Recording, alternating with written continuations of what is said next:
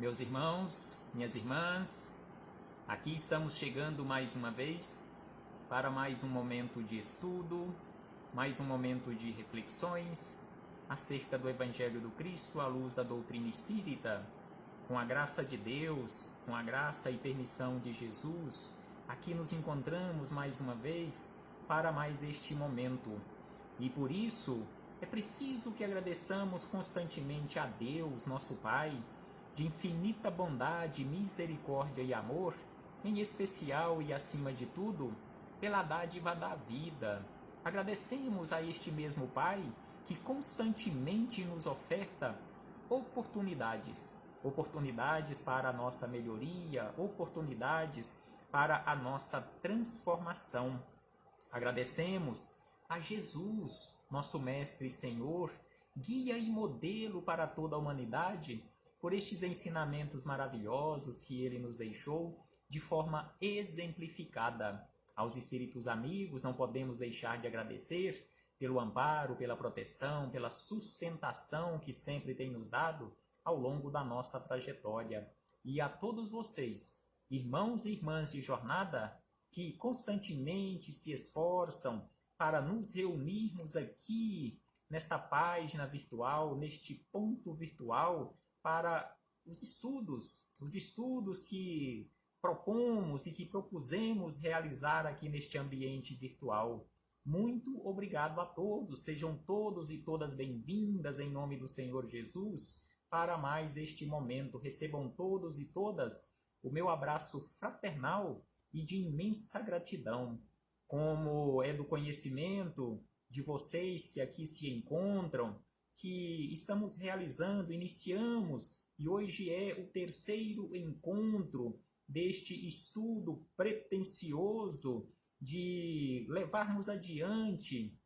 os estudos de O Livro dos Espíritos. Então começamos este estudo singelo, modesto, com base em O Livro dos Espíritos, e hoje o nosso terceiro encontro, estudando, refletindo com base na introdução do Livro dos Espíritos. Então hoje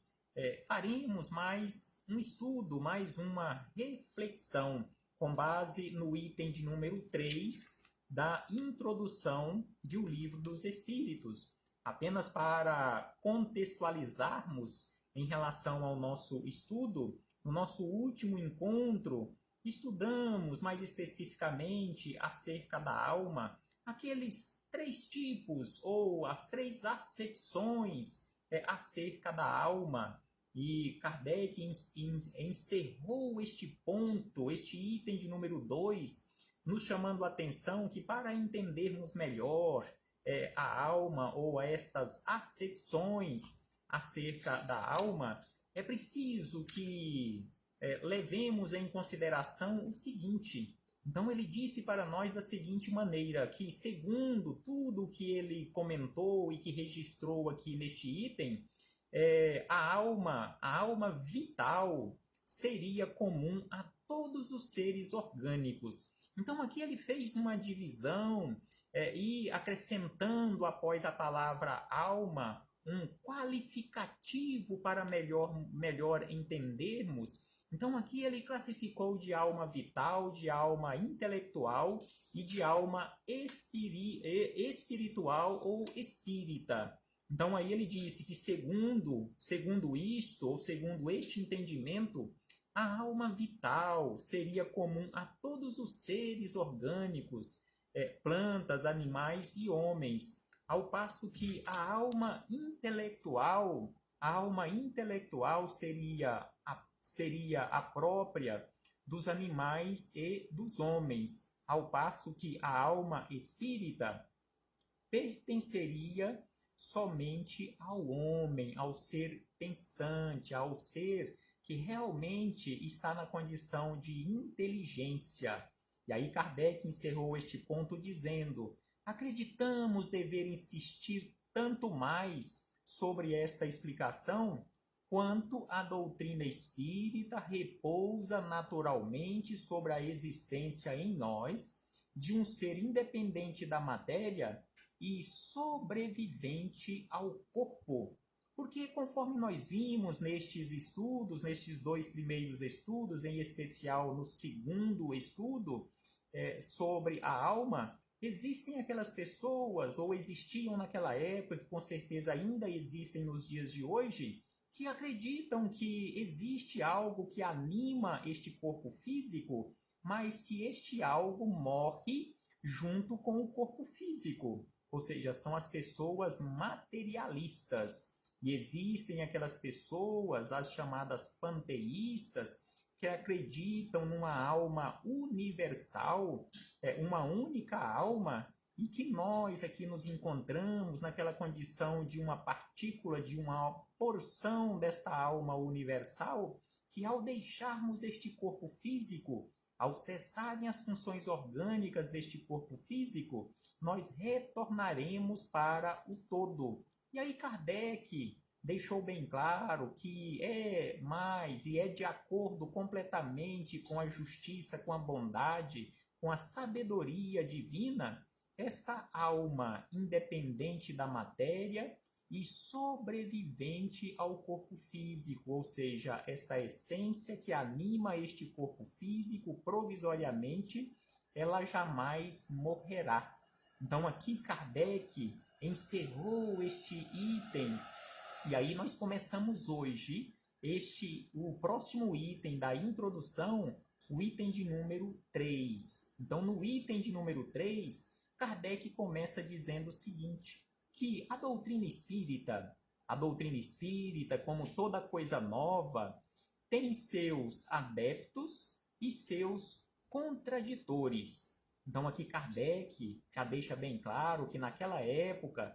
no início de tudo, já existiam os adeptos da ideia em relação à doutrina espírita, assim como uma quantidade enorme de pessoas que falavam mal, ou seja, que eram os contraditores, assim como existem até os dias de hoje. E aí ele acrescenta que vamos procurar responder a algumas objeções destes últimos, ou seja, responder a alguns questionamentos, algumas objeções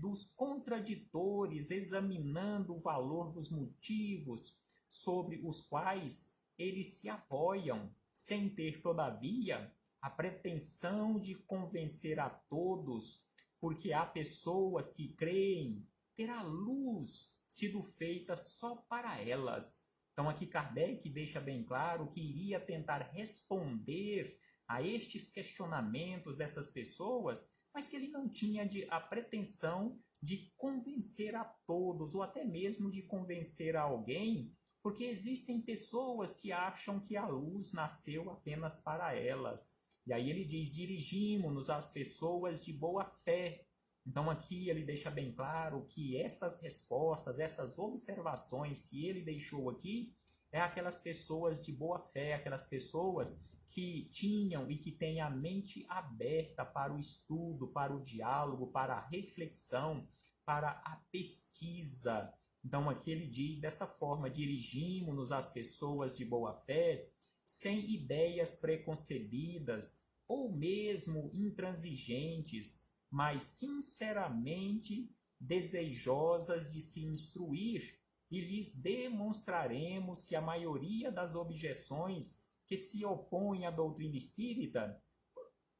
provém de uma observação incompleta dos fatos e de um julgamento feito com muita irreflexão e precipitação. Então, até os dias de hoje, pessoas que são contra ou que falam mal, ou que são detratoras da doutrina espírita, ainda elas se comportam desta forma, por fazerem observações incompletas ou por ouvirem falar mal da doutrina espírita, e elas também embarcam nestas ideias e fazendo julgamento precipitado por irreflexão e por precipitação mesmo em relação à doutrina espírita, sem estudar, sem conhecer o que é doutrina espírita. Então Kardec coloca na sequência da seguinte maneira, lembraremos primeiro a estes contraditores, lembraremos primeiro, em poucas palavras, a série progressiva dos fenômenos que se deram nascimento a esta doutrina. Então aqui Kardec faz um registro histórico acerca do nascimento da doutrina espírita. A doutrina espírita, conforme ele coloca aqui, hoje nós conhecemos na história, não está apenas aqui nas palavras de Kardec, mas para toda a história, não começou, não apareceu de uma hora para outra, não foi coisa inventada da cabeça de Kardec. Assim como alguns escritores nos falaram, registraram naquela época, a própria espiritualidade também falou naquela época, foi como uma invasão organizada do plano espiritual aqui à Terra. Ou seja, aquela invasão, entre aspas, para nos trazer estas informações, ou seja, em todos os pontos da Terra, por isso uma invasão, uma manifestação organizada, porque em todos os pontos da Terra aconteciam e aconteceram as manifestações daquela época. Não foi apenas em Paris, onde estava Kardec, mas em todos os pontos da Terra, inclusive aqui no Brasil. Então Kardec diz, designaram-no vulgarmente sob o nome de mesas girantes ou mesas que dançam. Então, os primeiros fenômenos para chamar a atenção que os espíritos usaram foi exatamente a movimentação de objetos e que ficou registrado para a história, para a posteridade, como esta condição de mesas girantes, mesas em salões de reuniões que se levantavam sozinhas, entre aspas, sem o auxílio de ninguém fisicamente falando, e se movimentavam, dançavam, respondiam a questionamentos com uma, com duas, com três, com tantas pancadas ou batidas de um pé ou de outro, de acordo com o questionamento que fosse feito à mesa. Na verdade, o questionamento não era feito à mesa, mas aos espíritos que ali estavam organizando aqueles movimentos para chamar a atenção. Então aqui ele nos fala sobre este movimento que aconteceu em relação às mesas girantes, que teve início, conforme aqui ele fala, e temos os registros na história, inclusive filme que relata esta história, teve início numa cidadezinha pequena, por nome Hydesville, no estado de Nova York, nos Estados Unidos, que aqui Kardec fala da seguinte maneira, que este fenômeno das mesas girantes, que parecia ter sido observado primeiro na América, aqui ele falando da América do Norte, ou antes que se renovou neste continente, ele diz que talvez isso tenha acontecido antes e que tenha sido renovado naquele continente, porque a história prova que ele remonta, ou seja, estes fenômenos espíritas remonta à mais alta antiguidade. Ou seja, fenômenos espíritas existem desde quando existe o ser humano na face da Terra. Porque desde quando existe o ser humano na face da Terra, existem os espíritos que animam estes corpos físicos, que auxiliam na condição de protetores desta humanidade que está aqui há tanto tempo. Então ele diz desta forma e acrescenta, se produziu acompanhado de circunstâncias estranhas, tais como ruídos insólitos, pancadas sem causa ostensiva conhecida. De lá ele propagou rapidamente pela Europa e outras partes do mundo. Então, conforme ele diz, não foi apenas na América do Norte, nessa cidadezinha, Hydesville, nos Estados Unidos da América do Norte, mas sim se espalhou por todos os pontos da Terra, inclusive naquela época o centro do mundo, a Europa, lá pelos idos de 1853, era comum os salões de reuniões em Paris, uma quantidade enorme de pessoas se reuniam para ver a dança das mesas. Em Hydesville, os primeiros fenômenos aconteceram lá pelos idos do ano de 1848, e aqui no Brasil também se teve notícia acerca das mesas girantes, inicialmente na Bahia, lá pelos idos do ano de 1853 também, mas os primeiros grupos espiritistas ou espiritualistas que se tem notícia, o pioneirismo do espiritismo aqui no Brasil, também aconteceu na Bahia, lá pelos idos do ano de 1845, inclusive com pessoas importantes da corte imperial que participavam destes grupos, o espiritismo nascente aqui no Brasil. Então Kardec acrescenta em relação a isto e diz que a princípio levantaram muita incredulidade, mas a multiplicidade das experiências logo não mais permitiu que se duvidasse da realidade. Inclusive Kardec, quando ele foi convidado por um amigo para ir até um salão para ver e verificar por conta própria, já que ele era um cientista também, ele verificar o que estava acontecendo, ele de início não queria ir e depois, insistindo este amigo, ele foi e fez várias experiências, vários testes e chegou à conclusão que aquele movimento não era por conta própria da mesa, que existia uma inteligência invisível que dava movimento àquela mesa, já que a mesa não era e não é um ser pensante, e ela não poderia alguém dirigir-se à mesa e fazer uma pergunta e ela responder com uma pancada, por exemplo, para sim, duas pancadas para não, e assim sucessivamente. Então Kardec chegou rapidamente à conclusão que aquilo não acontecia e não estava acontecendo por conta própria da mesa. Ele fez várias e várias experiências e começou a estudar de forma séria aquilo que estava acontecendo. Então ele diz na sequência da seguinte maneira: não haveria, pois, nada impossível em que a eletricidade modificada por certas circunstâncias ou outro agente desconhecido fosse a causa desse movimento. A reunião de várias pessoas, aumentando a força de ação, parecia apoiar essa teoria, porque se poderia considerar esse conjunto como uma pilha múltipla da qual a força está na razão do número de elementos. Então Kardec começou a analisar desta forma aquela quantidade de pessoas ali reunidas doando energias, e como nós sabemos hoje, todo aquele movimento das mesas era possível e foi possível que acontecessem daquela forma devido às doações de energias efetuadas por aquelas pessoas que eram médiuns e que doavam energias para aquela movimentação fluidomagnético, para aquela movimentação que a espiritualidade que ali se fazia presente utilizava para movimentar, para chamar a atenção, para mostrar para todos que ali se encontravam, principalmente para Kardec e outros estudiosos que estavam ali com Kardec e também em outros pontos do mundo,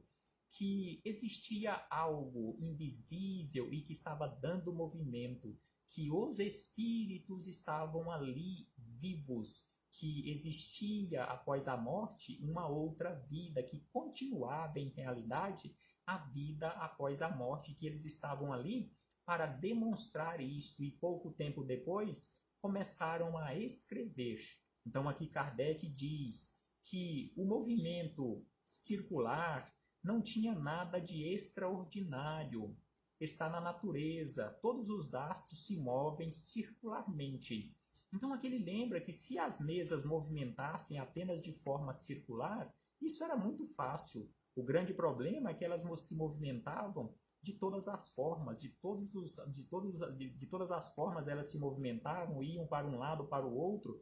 de forma que não poderia fazer nenhuma estatística de uma forma mais exata sobre esta movimentação das mesas. E ainda ele diz, na sequência, mas o movimento não era sempre circular, frequentemente era brusco, desordenado, o objeto violentamente sacudido, tombado, levado numa direção qualquer e contrariamente a todas as leis da estatística ou da estática. levantando da terra ou levantado da terra e mantido no espaço. Então as mesas se movimentavam desta forma, eram erguidas e mantidas no espaço, sem que ninguém ali fisicamente estivessem realizando aqueles movimentos ou aqueles levantamentos. Então ele diz ainda que os ruídos insólitos, as pancadas, supondo que não fossem um dos efeitos ordinários da dilatação da madeira ou de outra causa acidental, poderiam ainda, muito bem, ser produzidos pela acumulação do fluido oculto. A eletricidade não produz os mais violentos ruídos? Assim questionou Kardec. Inclusive, ele fez essas análises. Será que todo aquele movimento, ou se não poderia ser alguns movimentos naquelas mesas que eram de madeira, simplesmente pela dilatação da madeira? Então, aí ele diz ainda, na sequência, da seguinte maneira: até aí, como se vê, tudo pode entrar no domínio dos fatos puramente físico e fisiológicos. Sem sair desse círculo de ideias, havia aí matéria de estudos sérios e dignos de fixar a atenção dos sábios. Então aqui ele chegou a essa conclusão que realmente era possível e que era um campo vastíssimo para se realizar estudos sérios, não de forma alguma, conforme ele diz na sequência, sem nenhuma leviandade humana, mas realizando de forma séria. E ainda, ora, os homens superiores são algumas vezes tão pueris que não seria nada impossível que certos espíritos de elite tenham acreditado abaixo deles se ocupar daquilo que se tinha convencionado chamar de dança das mesas. Então aqui Kardec faz essa série de observações nesses registros históricos sobre o nascimento ou sobre o surgimento do espiritismo. Então, de todas estas observações, Kardec começou os estudos, começou as anotações que alguns anos depois começaram a surgir os primeiros livros da doutrina espírita, em especial este que nós estamos estudando, o Livro dos Espíritos, que a sua primeira edição foi publicada em 18 de abril do ano de 1857. Então, Kardec ainda acrescenta, neste ponto de número 3, malgrado sua sentença, as mesas, aquele falando ainda aos contraditores, aqueles que não acreditavam, que não acreditam na doutrina espírita. Então ele diz, malgrado sua sentença, as mesas, pois há mesas, elas continuam a girar, e podemos dizer com Galileu, e, contudo, elas se movem. Então aqui ele lembra Galileu sobre o movimento do universo, o movimento do Sol, da Lua, dos astros. Então aqui ele lembra e relembra que as mesas se movimentavam porque os fenômenos de eletricidade, de química, não estão subordinados a certas condições. Deve-se negá-los porque não se produzem fora dessas condições? Ele não sabia ainda como se produziam aqueles movimentos, mas ele sabia dos movimentos que poderiam ser produzidos através da eletricidade, através da química, da física, assim sucessivamente. E ainda ele diz que, ora, para conhecer estas leis, é preciso estudar as circunstâncias nas quais esses fatos se produzem, e esse estudo não pode ser senão o fruto de uma observação firme, atenta e frequentemente durável. Então aqui ele lembra que para realmente aprofundar e chegar a alguma conclusão acerca daqueles movimentos, das mesas, era preciso realmente conhecer as leis que regem toda a natureza. É preciso estudar as circunstâncias. Quais as circunstâncias? Por que estava acontecendo aquilo? Quem estava comandando toda aquela movimentação? E ainda ele diz de fatos que se produzem, como se produziam aqueles movimentos, e esse estudo não pode ser senão o fruto de uma observação, ou seja, ciência, observação firme, atenta e frequentemente durável, porque Kardec estudou estes movimentos, estudou o mundo espiritual, também aqui o mundo físico e mundo espiritual, durante anos, porque Kardec começou esses estudos lá pelos idos do ano 1854, 55, e estudou estes fenômenos até o seu desencarne no ano de 1869, quando ele já havia publicado o Pentateuco Espírita, ou seja, os 5 livros básicos, além de básicos que compõem a codificação espírita, além de uma outra vasta gama de informações em outros livros e revistas. Então Kardec faz esta observação e ainda acrescenta, mas objetam certas pessoas com frequência que há fraude evidente. Então aqui ele chama a atenção que muitas pessoas naquela época diziam e afirmavam que tudo aquilo era fraude, que não existia coisa verdadeira ali, que não era coisa séria, mas sim coisas de mágicos, de ilusionistas. E ainda ele diz que mas lhes perguntaremos, aí ele pergunta aos contraditores da doutrina espírita, mas lhe perguntaremos primeiro se elas, ou seja, as fraudes, estão bem certas que havia fraude, ou seja, se havia fraude, estaria bem certas de haver fraudes, e se não tomaram por fraudes os efeitos dos quais elas não entendiam, mais ou menos como o camponês que tomou um sábio por professor de física, supondo mesmo que isso tenha podido ocorrer algumas vezes. Então, que Kardec diz que provavelmente, supondo que a fraude tenha podido e tenha ocorrido algumas ou várias vezes, seria uma razão para negar o fato? Ou seja, se existem até os dias de hoje as pessoas que se dizem mágicas, ilusionistas ou chamados prestidigitadores,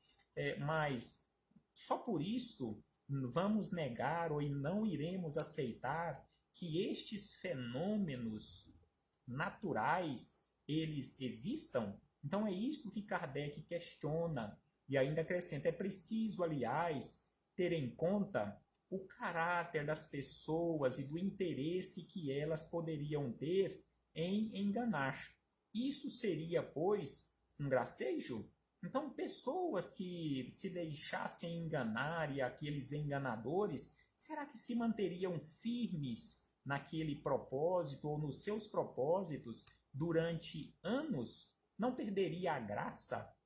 em continuar com aquela fraude durante tanto tempo? Então ele diz ainda, para encerrar este item de número 3, ele diz da seguinte maneira: pode-se bem se divertir um instante, ou seja, usando uma ilusão, uma mágica, uma fraude, pode-se bem se divertir um instante, mas um gracejo indefinidamente prolongado seria tão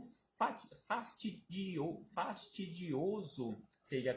causaria fastio para o mistificador como para o mistificado. Então, sem sombra de dúvida, que esse divertimento por um instante é muito interessante, é engraçado, mas prolongadamente causaria aquele certo cansaço, aquele certo fastio para quem está na condição de enganador e também naquela condição de enganado, o mistificador e o mistificado. De resto,